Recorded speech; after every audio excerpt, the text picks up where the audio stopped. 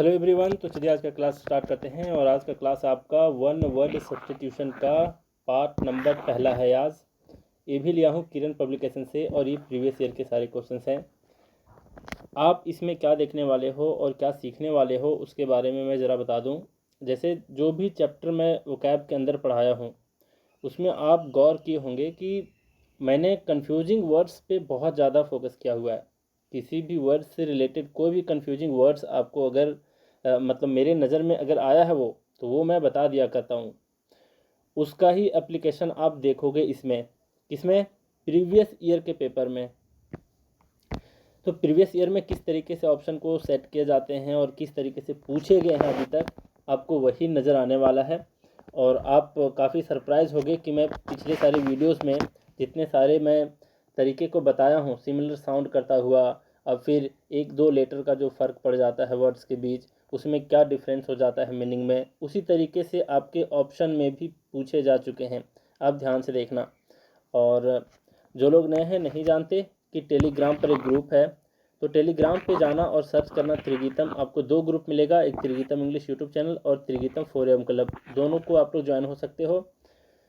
और ये है मेरा पर्सनल व्हाट्सअप नंबर है। इस व्हाट्सअप नंबर पर अगर आप मुझे मैसेज करते हो किसके बारे में, आपको वहाँ पर सिर्फ लिखना है प्रैक्टिस बैच लिखना है या फिर पर्सनल गाइडेंस।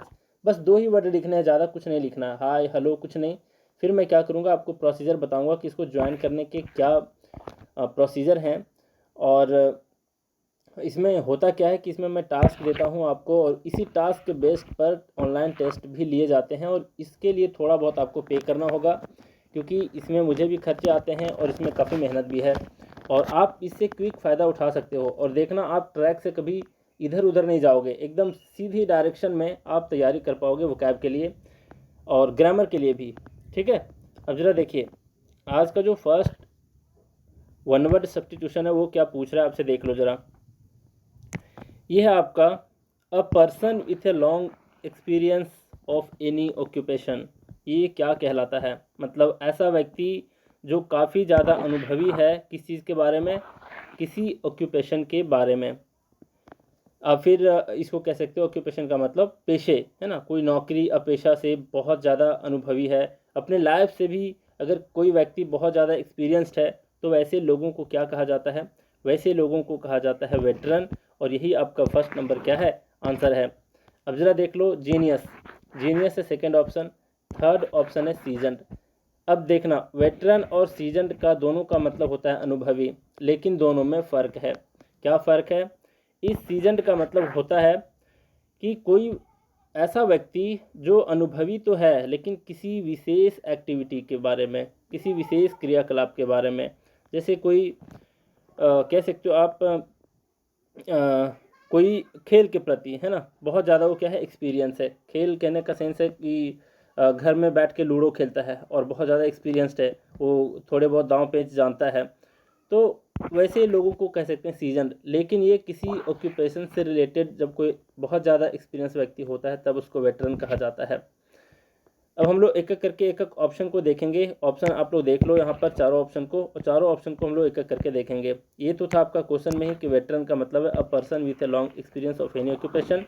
अब जरा बात करते हैं यहाँ पर सीजन दिया हुआ है a person having a lot of experience of a particular activity, किसी एक्टिविटी के बारे में है और ये किसी ऑक्यूपेशन के बारे में है।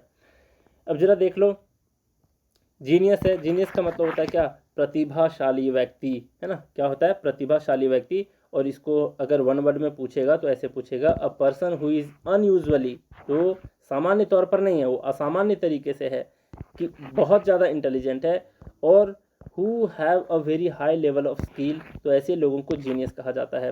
यहाँ पर एम्बी डेक्स्ट्रस, ये दो वर्ड से मिलकर बना है। एम्बी का मतलब बोथ होता है, डेक्स्ट्रस का मतलब राइट हैंड होता है, मतलब दोनों हाथों को अगर राइट हैंड के जैसा यूज़ करे, मतलब इक्वली स्किल के साथ क्या करे, यूज़ करे, तो वैसे व्यक्तियों को कहा जाता है वो क्या है, एम्बी डेक्स्ट्रस है। अ person who can use both hands equally well, या फिर विथ इक्वल स्किल्स, वो यूज़ करे दोनों हाथों को, तो वैसे व्यक्ति को कहा जाता है एम्बी डेक्स्ट्रस। अगर आप लोग 3 इडियट मूवी देखे होंगे तो उसमें जो वायरस होता है प्रोफेसर, वो क्या होता है, एम्बी डेक्स्ट्रस होता है। वो दोनों हाथों से इक्वली लिखता है और एक साथ लिखता है लेटर को, आप लोग नोटिस किए होंगे, तो वैसे लोगों को एम्बी डेक्स्ट्रस कहा जाता है। अब जरा बात करते हैं सेकंड क्वेश्चन के बारे में। आप लोग भी इसको अटेम्प्ट करो, देख लो क्या है। सेकंड क्वेश्चन है आपका, words written on a tomb. तो टॉम के ऊपर जो लिखा रहता है वर्ड्स, उसको क्या कहते हैं? टॉम का मतलब होता है मज़ार, कब्र, कब्र जिसको कहते हैं, समाधि जिसको कहते हैं। तो समाधि के ऊपर जो लिखे जाते हैं शब्दों में, तो उसको क्या कहा जाता है? एपिथेट कहा जाता है, एपिग्राफ कहा जाता है, सोलिलोक्वाय कहा जाता है, एपिटाफ कहा जाता है। तो इसका आंसर है कि वो उसको कहा जाता है एपिटाफ। एपिटाफ का मतलब ही होता है क्या? इसका मतलब होता है समाधि लेख। लेकिन आप यहाँ पर थोड़ा सा कंफ्यूज कर जाओगे। क्या कंफ्यूज कर जाओगे? ये जरा देख लो। यहाँ पर क्या है?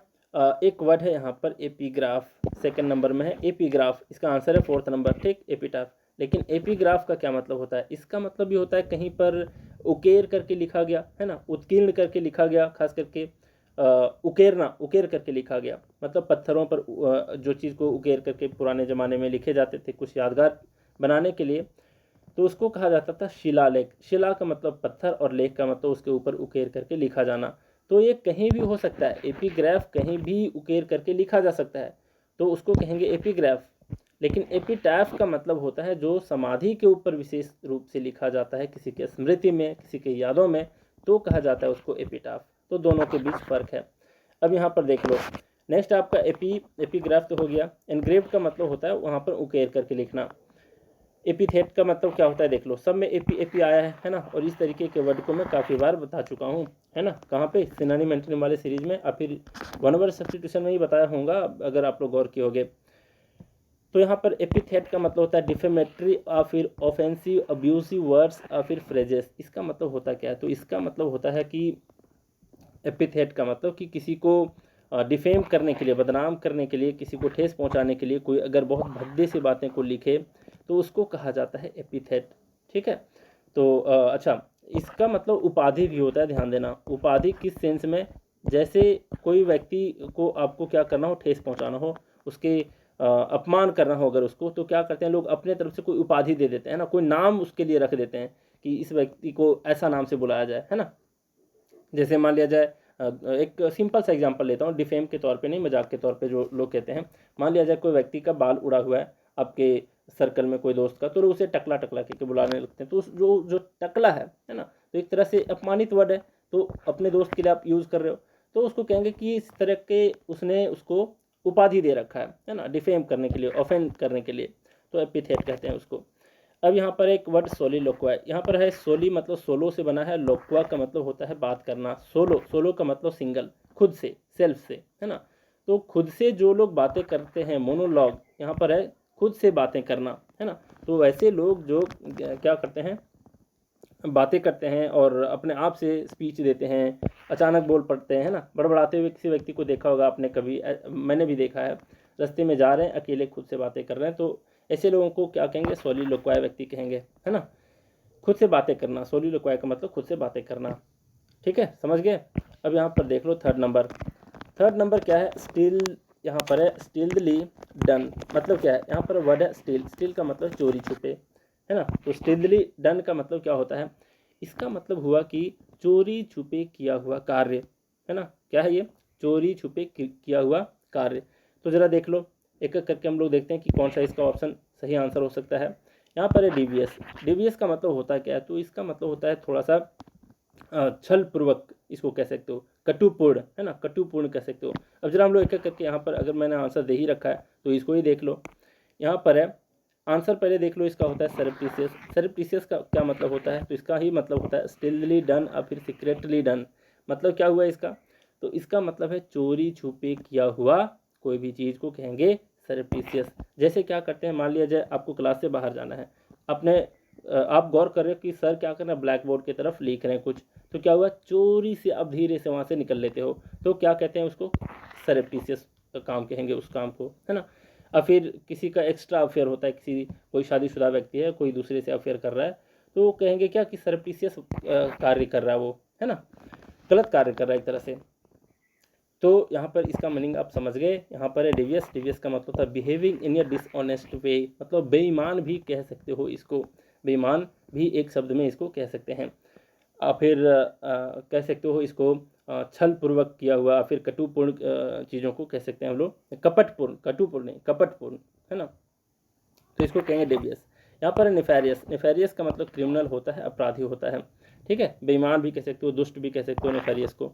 यहाँ पर है विलेनस, विलेन है ना, विलेन वर्ड है यहाँ पर, तो विलेनस का मतलब हो गया वेरी एविल और फिर अनप्लेजेंट, तो इसका मतलब होता है कि शरारतपूर्ण कोई ऐसा व्यक्ति है, कोई बुरा व्यक्ति है जिसको कमीनापंथी भी बोल सकते हैं ना, तो विलेनस का मतलब कमीनापंथी। तो ये सारे वर्ड्स को देख लिया आपने। और स्टिल्थली डन का मतलब हुआ क्या, तो इसका मतलब हुआ सरप्टिशियस, ठीक है, यही इसका आंसर है। अब जरा देख लो फोर्थ नंबर क्या है। फोर्थ नंबर है आपका यहाँ पर something no longer in use, ऐसा कोई चीज़ जो बहुत ज़्यादा उसका यूज नहीं है ना, मतलब अब के टाइम में उसका यूज नहीं रह गया, तो उसको क्या कहेंगे, अप्रचलित चीज़ें, है ना। तो अप्रचलित किसका मीनिंग होता है यहाँ पर, जो प्रचलन से बाहर हो चुका है। तो यहाँ पर इसका आंसर है ऑब्सलीट। ऑब्सलीट का मतलब होता क्या है, थर्ड नंबर ऑप्शन है ना, तो थर्ड नंबर इसका आंसर है। ऑब्सलीट का ही मतलब होता है अप्रचलित। यहाँ पर है ऑब्सलीट, तो देख लिए। यहाँ पर है डेसोलेट, तो डेसोलेट का क्या मतलब होता है, तो इसका मतलब होता है निर्जन, है ना, सुनसान। जैसे यहाँ पर देखो क्या है, एम्प्टी एंड विदाउट पर्सन, मतलब ऐसा जगह जो बिल्कुल खाली है, बिल्कुल सुनसान है, वहाँ कोई लोग आता जाता नहीं है, एकदम छोड़ा हुआ जगह है, तो उस जगह को भी कहेंगे डेसोलेट प्लेस है वो। यहाँ पर सेकेंड मीनिंग दिया है मेकिंग यू फील सैड और फिर फ्रैटेंड, किसी को नाराज करना, किसी को डरा देना, धमका देना भी क्या कहलाता है, डेसोलेट कहलाता है। तो समझ गए कि क्या होता है डेसोलेट का। मेन रूप से आपको याद रखना है ये वाला सेंटेंस, मतलब निर्जन और सुनसान के सेंस में। यहाँ पर है एब्सोल्यूट। एब्सोल्यूट का मतलब होता है टोटल एंड कंप्लीट, मतलब पूर्णतः जिसको कहते हैं ना, संपूर्ण रूप से एब्सोल्यूट कहलाता है। ये है आपका प्रिमिटिव। प्रिमिटिव का मतलब होता है belonging to an early stage in the development of humans and animals. मतलब क्या हुआ, इसका मतलब सिंपल सा है कि जैसे आदिम जनजाति के बारे में हम लोग पढ़ते थे, है ना, तो प्रिमिटिव ट्राइब के बारे में पढ़ते थे, तो यहाँ पर प्रिमिटिव का मतलब ही होता है आदिम, प्राचीन।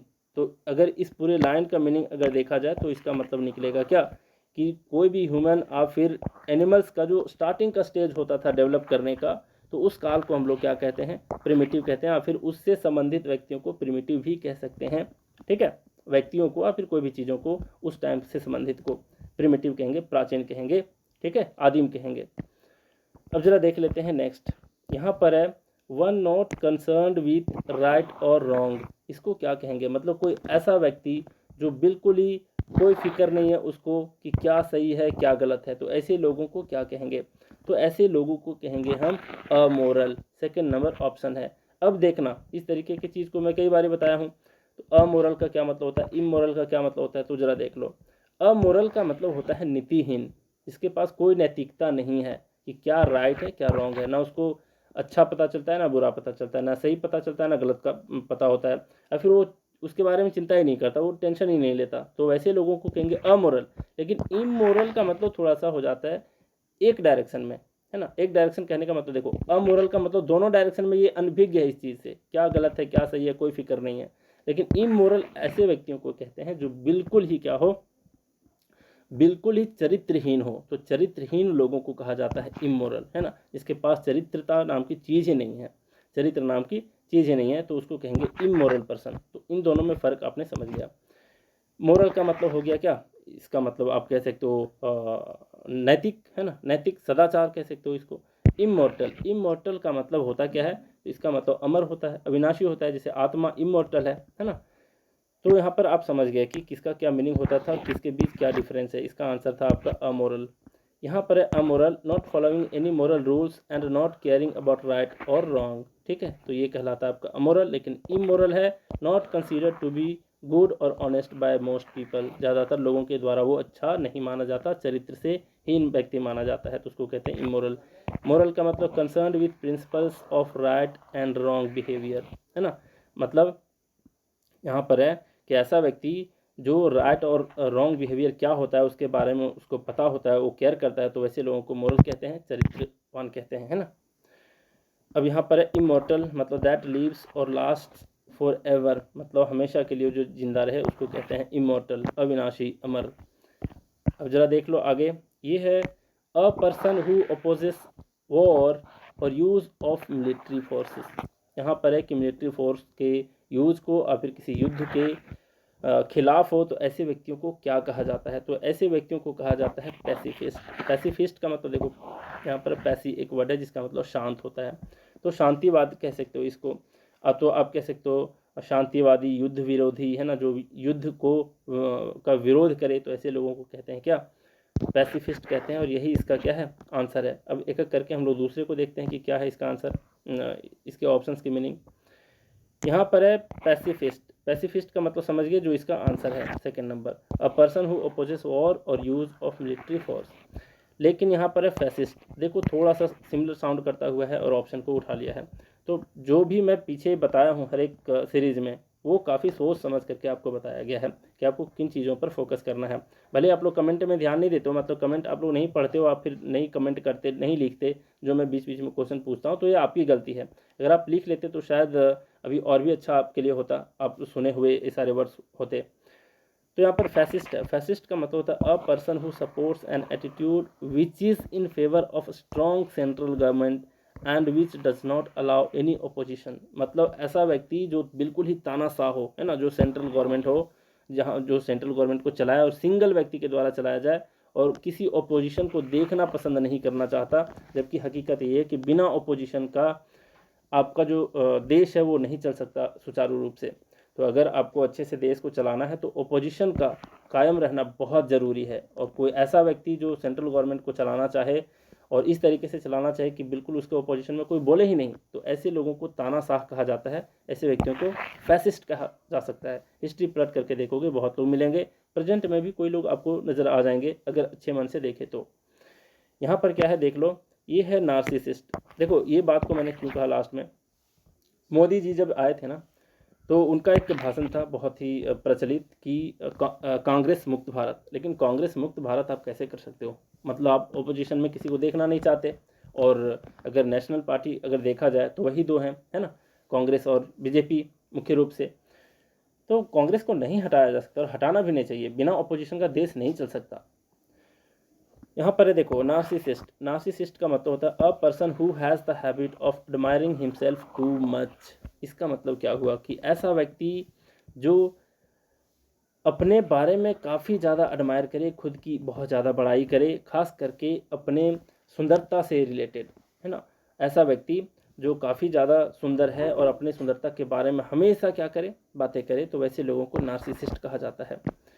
आपके ग्रुप में भी कोई लोग ऐसा होगा जो अपनी सुंदरता के बारे में एकदम पूछो ही नहीं, है ना। और इसके पीछे का क्या कहानी है, ये वर्ड बना कैसे, तो ये मैं तब बताऊंगा जब मैं आपको पढ़ाऊंगा रूट वर्ड से। यहाँ पर है फैटलिस्ट। फैटलिस्ट का मतलब a person who believes in fate. ऐसा व्यक्ति जो फेट पर बिलीव करे, मतलब जो अपने कह सकते हो इसको क्या कहेंगे, फेट का मतलब क्या होता है, नसीब होता है, भाग्य होता है। तो वैसे व्यक्ति जो भाग्य पर यकीन करता है और थोड़ा सा भाग्य के बदौलत क्या करता है, बैठे रह जाता है, कोई काम धाम ज़्यादा करता नहीं है, और भाग्य पर मतलब ज़रूरत से ज़्यादा बिलीव करता है कि ये तो होना ही है मेरे साथ, ये तो होकर रहेगा, तो वैसे लोगों को फैटलिस्ट कहते हैं।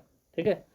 वैसे फेटल का मतलब अलग होता है। फेटल, यहाँ पर फेटल है और यहाँ पर फेट है। ये वर्ड बना है फेट से, ना कि फेटल से। फेटल का मतलब होता है प्राणघातक, है ना, जो काफ़ी ज़्यादा आपको नुकसान पहुँचाए। लेकिन फेट का मतलब होता है भाग्य, नसीब।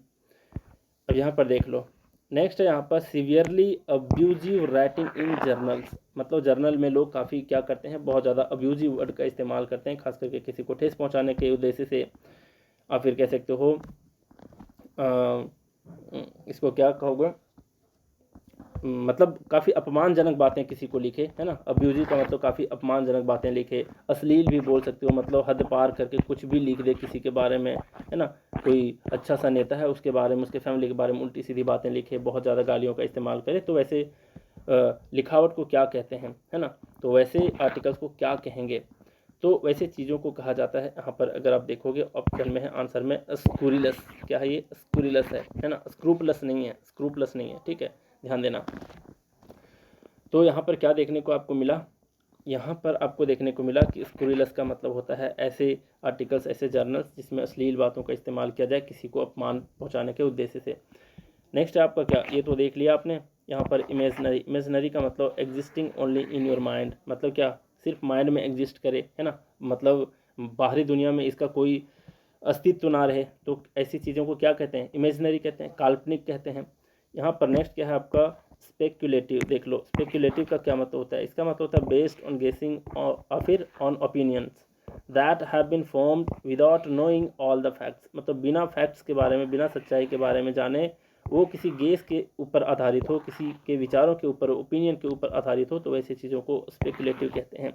तो देखो ये वर्ड जो बना है वो क्या बना है, स्पेकुलेट से बना है। क्या किससे बना है, स्पेक्यूलेट। देख लो यहाँ पर लिख देता हूँ स्पेक्यूलेट। तो स्पेक्यूलेट का मतलब ही होता है अंदाज़ा लगाना, अनुमान लगाना, है ना। तो ऐसा कार्य जिसको अनुमान लगाने के बेस पर ही किया गया हो तो उसको स्पेक्यूलेटिव कहते हैं। नेक्स्ट आपका सरकास्टिक। सरकास्टिक टोन में लोग काफ़ी बातें करते हैं, तो इसका मतलब होता है एक्सप्रेसिंग और expressive of ridicule that hurts, जो लोगों को हर्ट करे, जो लोगों को खेद पहुँचाए। तो वैसे रिडिक्यूल, वैसे हास्यास्पद शब्दों का एक्सप्रेशन इस्तेमाल करना, ये कहलाता है आपका सरकास्टिक, जिसको हिंदी में अगर कहा जाए तो कहेंगे व्यंग्यपूर्ण, है ना, ताने से भरा हुआ। तो वैसे बातों को कहते हैं सरकास्टिक। ठीक, अब नेक्स्ट हम लोग देख रहे हैं, इसमें भी काफ़ी ज़्यादा कुछ सीखोगे आप लोग कंफ्यूजिंग वर्ड से रिलेटेड। यहाँ पर कॉल अपॉन मतलब बुलाना, कॉल अपॉन का मतलब बुलाना, किसको, गॉड को, और एनी अदर पावर, और फिर दूसरे किसी शक्ति को, किसी दैविक शक्ति को बुलाना, है ना, like law etcetera for help और प्रोटेक्शन, अपने प्रोटेक्शन या फिर मदद के लिए किसी काफ़ी पावरफुल लोगों को बुलाना हेल्प के लिए, खास करके भगवान के संदर्भ में। तो ये क्या कहलाता है, तो ये कहलाता है आपका इन्वोकेशन। आप इन्वोकेट कर रहे हो, उनको बुला रहे हो, है ना। तो इसको अगर हिंदी में कहेंगे तो कहेंगे वंदन। वंदन, वंदन करने का मतलब जब आप क्या करते हो, दुख के समय में भगवान को याद करते हो, बुलाते हो अपने हेल्प के लिए, प्रोटेक्शन के लिए, तो कहलाता है वंदन, इन्वोकेशन। ठीक है, तो ये तो आप समझ गए। नेक्स्ट क्या है इसमें देख लो, मतलब ऑप्शन नंबर फर्स्ट इसका क्या था आंसर। नेक्स्ट है इन्वोल्यूशन। देख रहे हो कैसे कैसे वर्ड को चूज किया। फिर यहाँ पर इनंडेशन, फिर यहाँ रिवोकेशन, समझ रहे हो। तो मेरे बताने के जो पहले के तरीके थे और अभी आप लोग देख रहे हो कि कैसे प्रीवियस में पूछा गया, और ये वैसे 1997 में पूछा गया है। और अगर आप गौर करोगे, सिनोनिम्स में भी आप लोग 10 वीडियो देख चुके हो, आज OWS का भी फर्स्ट वीडियो है, तो आप लोग गौर किए होगे कि पहले के टाइम में जो वर्ड पूछा जाता था वो काफ़ी कॉम्प्लेक्स होता था, काफ़ी जटिल होता था, काफ़ी टफ लेवल के ऑप्शंस को भी सेट किए जाते थे। लेकिन जैसे जैसे हम लोग अभी आ रहे हैं, धीरे धीरे इसका लेवल थोड़ा सा कम किया जा रहा है, अगर जो आपने नोटिस किया होगा अभी तक, है ना। और जो सीपीओ का एग्ज़ाम होता है भाई, सीपीओ के एग्ज़ाम जो मेंस का एग्ज़ाम होता है ना, उसमें इसी तरीके के वर्ड ज़्यादातर आपको देखने को मिलेंगे। तो आपको, अगर आप सीपीओ की तैयारी कर रहे हो अभी सीडीएस के, तो आप लोग को ध्यान देना पड़ेगा इन तरीके की चीज़ों को, वर्ड्स को, क्योंकि वो कन्फ्यूज़ करने के लिए आपके ऑप्शंस को थोड़ा टफ कर देता है। तो ये तो देख लिया आपने। यहाँ पर इन्वोल्यूशन। इन्वोल्यूशन का मतलब होता है the action of embracing something. तो देखो मैं इसका 2 मीनिंग आपको बताता हूँ। ये कह रहा है एम्ब्रेस करना, एम्ब्रेस मतलब आलिंगन करना, किसी को गले लगाना भी होता है। और एम्ब्रेस का मतलब होता है एक तरह से आप कह सकते हो कि एनटेंगल करना। एनटेंगल में तो समझते हो, जैसे मान लिया जाए आपका ईयरफोन है, वो क्या होता है, एनटेंगल हो जाता है, ई है ये, एनटेंगल हो जाता है। आपस में क्या होता है, मतलब काफ़ी ज़्यादा जटिल हो जाता है ना, आपको थोड़ा सा इरिटेट हो जाते हो, कैसे इसको निकालूं, कैसे सीधा करूं, है ना, आपस में फंस जाते हैं, उलझ जाते हैं, उलझना कह सकते हो, एनटेंगल। तो ये भी कहलाता है लपेटने के संदर्भ में एम्ब्रेसिंग को, है ना, वैसे गले लगने के सेंस में भी होता है। तो पहला मीनिंग तो आपका इसका हो गया कि लपेटने की क्रिया, समझ रहे हो। और इसी के बारे में ये दिया है the action of embracing something, लपेटने की क्रिया को कहेंगे, है ना, गले लगाने के नहीं, मतलब लपेटने के संदर्भ में, एक दूसरे से मिलाने के संदर्भ में। तो ये हो गया इन्वोल्यूशन। और सेकंड इसका जो मीनिंग होता है वो होता है जटिलता, है ना, काफ़ी माथा पच्ची वाला चीज़ों को कहेंगे इन्वोल्यूशन। तो इस चीज़ को याद रखना इन्वोल्यूशन को। यहाँ पर इनंडेशन। इनंडेशन का मतलब होता है the rising of a body of water and its overflowing on to normal dry land. मतलब सिंपल सी बात है, इनंडेशन का मतलब बाढ़ का आना होता है, बाढ़ का आना, फ्लड का आना, ये कहलाता है इनंडेशन। ठीक है। यहाँ पर रिवोकेशन। रिवोकेशन जो वर्ड बना है ये बना है रिवोक से, रिवोक से। यहाँ पर के की जगह पर सी है यहाँ पर। ठीक, तो इस रिवोक का क्या मतलब मैंने बताया था, तो रिवोक का मतलब बताया था रिपील करना, REPEAL, है ना, रिपील। तो रिपील का क्या मतलब होता था, इसका मतलब होता था निरस्त करना, है ना, निरस्त करना।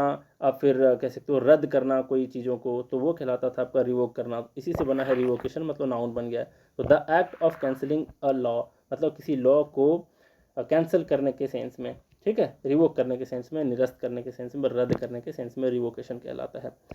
अब जरा बात करते हैं नेक्स्ट, देख लो यहाँ पर है fear of being enclosed in A small closed space, मतलब किसी कमरे में बंद होने का जो बहुत ज़्यादा एक्सट्रीम लेवल का फियर होता है, फोबिया जिसको कहते हैं, तो वो क्या कहलाता है। तो यहाँ पर इसका आंसर है सेकंड नंबर, क्लॉस्ट्रोफोबिया। क्लॉस्ट्रोफोबिया का ही मतलब होता है कि किसी बंद जगह में, किसी बंद कमरे में बंद हो जाने से बहुत ज़्यादा डर जो होता है उसको कहते हैं क्लॉस्ट्रोफोबिया। जैसे मान लीजिए जो कुछ लोग जाते हैं बाथरूम, तो बाथरूम को अंदर से नहीं लगाते, आधा दरवाज़ा वो खुला रखते हैं क्योंकि वो एनक्लोज्ड प्लेस से बहुत ज़्यादा डरते हैं। मुझे याद नहीं है, कोई एक्ट्रेस हैं बॉलीवुड की, तो वो ऐसा ही किया करती हैं, वो कभी अपने दरवाजे को अंदर से नहीं लगाती, तो उनको क्लॉस्ट्रोफोबिया है। यहाँ पर है इसका उल्टा ही है एगोराफोबिया। क्या है ये? एगोराफोबिया। तो एगोराफोबिया का मतलब होता है जो ओपन प्लेस होता है। यहाँ पर देख लो, इसके एक्सप्लेनेशन में देख लो। यहाँ एगोराफोबिया का मतलब होता है अ fear of being in public place, जो ओपन प्लेस में जाने से डरते हैं, जहाँ पर काफ़ी लोग क्या करते हैं वहाँ पर जमा होते हैं। तो भीड़ भड़ाके से या फिर ओपन प्लेस से जो लोग बहुत ज़्यादा डरते हैं जाने से, तो उसको कहते हैं एगोराफोबिया। ठीक। यहाँ पर है जेनोफोबिया। जेनोफोबिया का मतलब होता है अ fear of people from other countries, मतलब विदेशी लोगों से डरना, ये कहलाता है जेनोफोबिया। यहाँ पर है पैराफोबिया। पैराफोबिया का मतलब a fear of other people when there is no evidence और रीजन फॉर दिस, है ना। इसका मतलब मैं थोड़ा आपको समझा देता हूँ। पैराफोबिया का मतलब होता है क्या है, देख लो। पैराफोबिया का मतलब जो होता है, इसका मतलब होता है यहाँ पर तो बता दिया कि दूसरे लोगों से डरना जिसके पीछे का कोई रीज़न ही नहीं पता चले आपको कि वो क्यों डर रहा है। मान लिया जब मैं आपके सामने मैं अपना एग्जांपल तो नहीं लूँगा, मान लो दो व्यक्ति का एग्जांपल लेते हैं। एक व्यक्ति है, ठीक है, और ये दूसरा व्यक्ति है, ठीक। अब मान लिया जाए आप इसके तरफ जा रहे हो और मतलब अपने रास्ते में जा रहे हो और एक व्यक्ति आपको नज़र आ गया, तो पता है मतलब अननेसेसरी रूप से बिना कोई रीज़न का आप इससे डरने लगते हो। और ख़ास करके इसका जो सेंस निकलता है पैराफोबिया का, अगर आप इसके बारे में रिसर्च करोगे पता चलेगा कि सेक्सुअल एक्टिविटी को लेकर के जब आपके मन में किसी के प्रति डर पैदा हो जाए, है ना, हर आदमी आपको ठरकी नज़र आए, खास करके मैं सीधी शब्दों में बताता हूँ, ये वर्ड को इस्तेमाल तो नहीं करना चाहिए, लेकिन अगर आपको हर व्यक्ति ठरकी नज़र आने लगे सेक्सुअल व्यू से, अगर आप उसको देखते हो और आपके अंदर डर पैदा हो जाता है बिना कोई रीज़न का, तो वैसे डर को ही कहा जाता है पैराफोबिया। ठीक है, तो पैराफोबिया का क्या मतलब होता है आप समझ गए। ठीक। अब जरा बात करते हैं, देखो आगे यहाँ पर है आपका 10th नंबर में, one who has become dependent on something और ड्रग्स इज, मतलब किसी चीज़ के ऊपर काफ़ी ज़रूरत से ज़्यादा डिपेंडेंट हो जाते हो और उसको छोड़ना मुश्किल हो रहा है आपके लिए। ड्रग्स का मतलब क्या होता है, दवाइयाँ भी होता है इसका मतलब, औषधि भी होता है, लेकिन ड्रग्स का मतलब होता है एक तरह से नशे का जो चीज़ होता है उसको भी ड्रग्स ही कहते हैं। तो उसके प्रति आप काफ़ी ज़्यादा आदी हो चुके हो, आसक्त हो चुके हो, जिसकी आपको लत लग चुकी है, तो उस चीज़ों को क्या कहते हैं, वैसे पर्सन को क्या कहते हैं।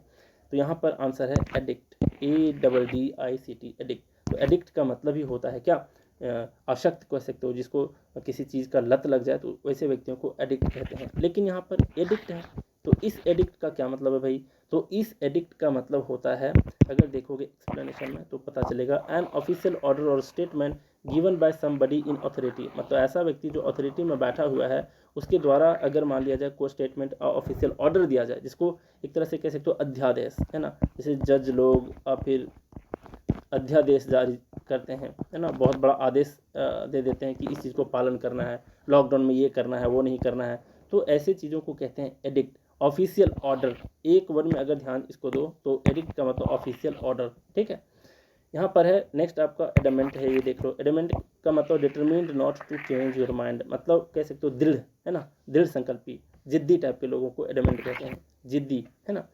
यहाँ पर क्या है, डेरेलिक्ट। डेरेलिक्ट का मतलब होता है a person without a home और फिर अ जॉब और प्रॉपर्टी, ऐसा व्यक्ति जिसके पास ना घर हो, ना जॉब हो, ना प्रॉपर्टी हो। लेकिन ध्यान देना कि डेरेलिक्ट का मतलब ऐसा व्यक्ति होता है जो त्यागा हुआ व्यक्ति है, जिसको लोगों ने त्याग दिया है जानबूझ करके, है ना, उसके पास ना घर है, ना जॉब है, ना प्रॉपर्टी है, कुछ भी नहीं है, तो वैसे व्यक्ति को कहा जाता है डेरेलिक्ट। तो इस चीज़ को याद रखना। ठीक, तो बहुत कुछ सीखे, एक वीडियो में आप एक वर्ड को नहीं सीखते, बहुत सारे कॉन्सेप्ट को सीखते हो। और मैं बार बार दोहराता हूँ एक चीज़ को कि रिवीजन इज़ द की मंत्र ऑफ सक्सेस। अगर आप रिवाइज नहीं करोगे चीज़ें दिमाग में देर तक ठहरेंगी नहीं। और अगर आपको रिवीजन को समझना है कि किस तरीके से रिवीजन मैं करवाता हूँ, प्रैक्टिस करवाता हूँ और किस ढंग से मैं आपको टास्क देता हूँ, टेस्ट देता हूँ, किस तरीके से पर्सनली गाइड करता हूँ, तो इसको समझने के लिए आप मुझे इस व्हाट्सएप नंबर पर मैसेज करोगे, मैं आपको प्रोसीजर बताऊंगा। उसमें कुछ फ़ी पे करने होते हैं, उसको अगर एक बार फ़ी पे करते हो तो 1 साल के लिए आप आसानी से इसको क्या कर सकते हो, एकदम जितना बार मन करे उतना बार टेस्ट लिखो, जितना बार मन करे उतने बार आप चीज़ों को डिस्कस करो और टास्क को लगाते जाओ। ठीक है, तो एक बार अगर कहो तो दोहरा दूँ, लेकिन दोहराने की ज़रूरत नहीं है क्योंकि एक एक एक एक क्वेश्चन के पीछे आप लोग 4-4 चीज़ों को सीखे हो, ठीक है। तो सबको देखना ज़रूरी है, और मैं रिवाइज़ करूँगा तो सिर्फ इसको करूँगा, है ना, क्वेश्चन जो है उसके लिए, तो मज़ा नहीं आएगा। मतलब आप पूरी वीडियो को अच्छे से देखो। तो चलिए, बहुत कुछ सीखे, तो आज का क्लास यहीं रैप अप करते हैं। Thank you very much.